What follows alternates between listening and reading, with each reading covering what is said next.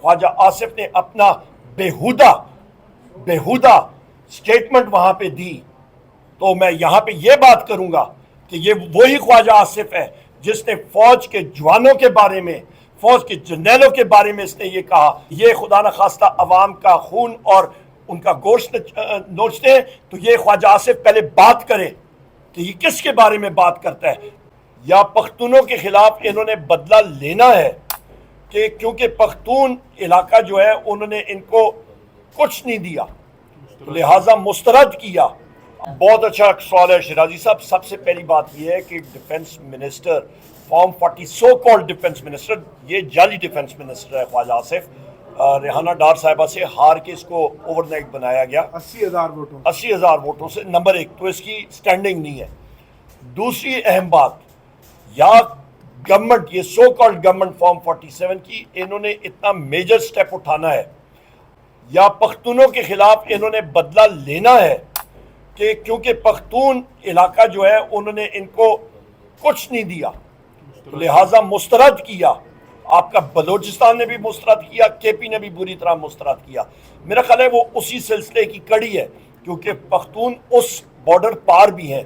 सो लिहाजा मेरा ख्याल है ये ख्वाजा आसिफ का अंदर का वो जो गुस्सा है, गम गुस्सा है, वो सामने आ रहा है और ये इस तरह की बढ़के और ये स्टेटमेंट बना रहे हैं। एक सेकंड जी, दूसरी अहम बात जो आपने बात की है, जिस वक्त आपने मैंने शुरू में ही बात की है, पाकिस्तान की पॉलिसी स्ट्रेटेजिक डेप्थ की रही है, बड़ी अच्छी बात है। हमें बताया जाए इन कैमरा ब्रीफिंग में, पार्लियामान यहाँ पे बैठा हुआ है, यहाँ पे स्टैंडिंग कमेटीज बन गई हैं, नेशनल सिक्योरिटी कमेटी की यहाँ पे इन कैमरा ब्रीफिंग्स पहले आई हैं, अस्करी क़यादत आए, इंटेलिजेंस के लोग आए और बताएं कि वो क्या करना चाहते हैं, उनका असेसमेंट क्या है। क्योंकि एक चीज़ मैं बात कर दूं, एक कहावत है, war is too serious a business to be left to the generals alone. ये बात जहन में रखिएगा। हम लोग इलेक्टेड रिप्रेजेंटेटिव्स हैं और हम लोग आंसर्स डिमांड करेंगे और हम लोग लेंगे, और ये तकड़ी ऑपोजिशन है और आपने इसका देख भी लिया। बहुत शुक्रिया। ये फरमाइएगा कि ये जो रेजोल्यूशन क्या जो पीटीआई है वो मासूम है या लायल? क्योंकि मीडिया में तो ये रिपोर्ट हो चुका था कि आज हुकूमत एक रेजोल्यूशन लेके आ रही है, पूरा दिन आपने बड़ा अच्छा मौका दिया वो बजट और वहाँ पर कोई एहतजाज आपका सामने नहीं आया। जब रेजोल्यूशन आई तो आपका एहतजाज सामने। बड़ा अच्छा सवाल। ये बताइएगा क्या बजट डॉक्यूमेंट्स आपको भी पूरे मिले या नहीं मिले? दो बड़े इंपॉर्टेंट। दूसरा सवाल पहला और फिर सेकंड सवाल।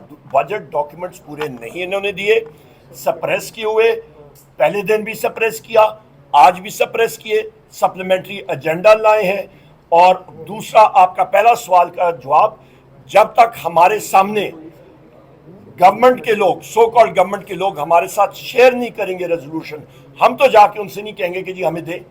वहां पे उन्होंने पढ़ना शुरू किया और हमने कहा कि ख्वाजा आसिफ, आप खुद साथी देख रहे थे, इस चीज़ के गवाह हैं कि जिस वक्त ख्वाजा आसिफ ने अपना बेहुदा स्टेटमेंट वहां पे दी, तो मैं यहाँ पे ये बात करूंगा कि ये वही ख्वाजा आसिफ है जिसने फौज के जवानों के बारे में, फौज के जर्नैलों के बारे में इसने ये कहा, मेरी पाक फौज के बारे में इसने कहा कि ये खुदा न खास्ता अवाम का खून और उनका गोश्त नोचते हैं, तो ये ख्वाजा आसिफ पहले बात करे कि ये किसके बारे में बात करता है। इसके ये कहीं पे फौजी फंक्शन में जाता है, लोग इसको सल्यूट करने से गुरेज करते हैं। इसकी तो ये हालात है वहाँ पे फौज पाकिस्तान के अंदर, इसकी कोई रिस्पेक्ट नहीं है, ना पहले थी ना आज है, क्योंकि लोगों की इसकी असलियत का पता है।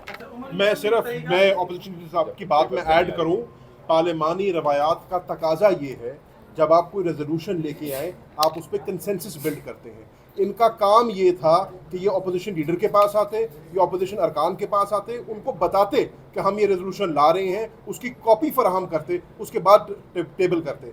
इनका तरीकाकार ये है कि इन्होंने चोर दरवाजे से, हुकूमत भी चोर दरवाजे से ली और रेजोल्यूशन भी चोर दरवाजे से पूरी करने की कोशिश। अता तारड़ उधर आया जिस वक्त हम लोग मुजाहरा कर रहे थे, मैंने कहा वापस अपनी बेंचों में जाओ, गेट बैक, क्योंकि वो लोग, और मैंने कहा उसे, मैंने कहा तुम लोग झूठ बोल रहे हो, तुम लोग झूठे हो। ठीक है, थैंक यू। Last question.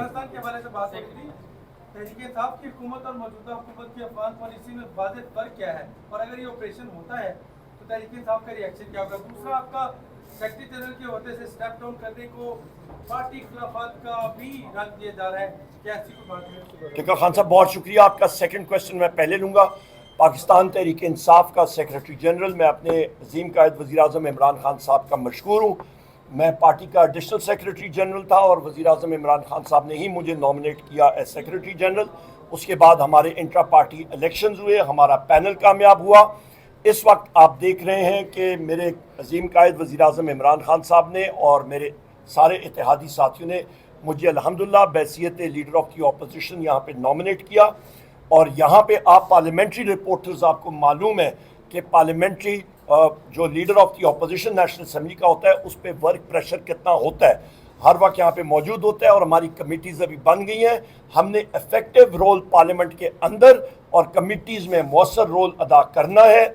उसके लिए ज़रूरी और उसके साथ साथ मेरे ख़िलाफ़ जो केसेस बने हुए हैं पूरे मुल्क में, हर जगह पर मुझे वहाँ पे हाज़िरी देनी पड़ती है।